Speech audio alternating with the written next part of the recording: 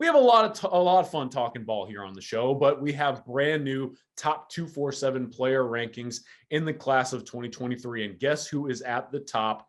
Well, none other than a very polarizing individual for no reason at all, in my opinion, A1 Arch Manning. Guys, we had a comment on this channel about 20 minutes out that simply said, no way Arch is still top 10. If so, your rankings are a joke. Well, as you can see on the graphic here, he just so happens to be number one. So I hope you're laughing at home. But at the same time, we got to take this very seriously because he's a darn good football player and a really good kid too.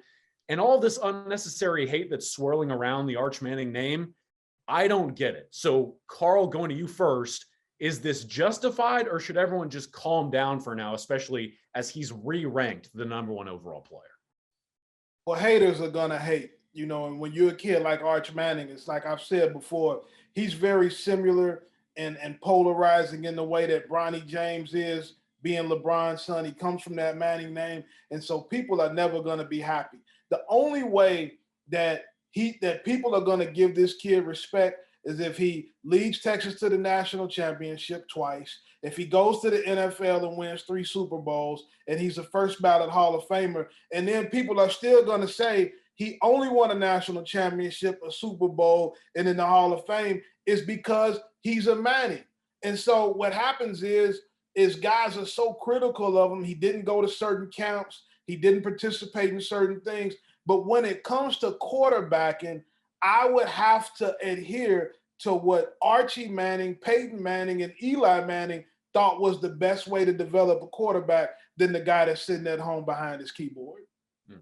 Yeah, I trust the guys that do the rankings for 24/7. I mean, Cooper and Carl have both been in college football for numerous years at some high-level programs, just part of the team that does the evaluation. So these guys know what it looks like. They know what top-tier quarterbacks are. And Arch, let's face it, is going to be one of the most scrutinized players to play college football ever because of his uncles and his grandfather. I mean, his family's royalty in college football.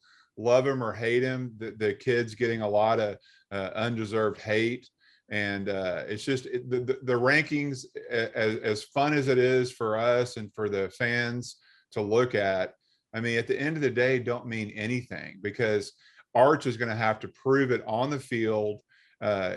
He's shown that he loves football. He's got some advantages that a lot of kids don't have with his family on being able to teach him things and understand things. I'm sure his football IQ is off the charts.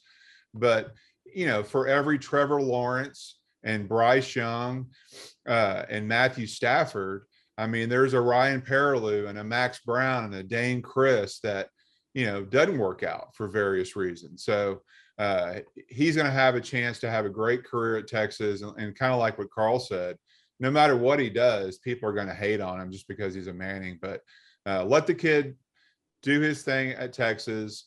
He's going to have probably a really good career. And let's see where the chips fall in a few years. And then we can talk about whether he was a boom or bust or whatever.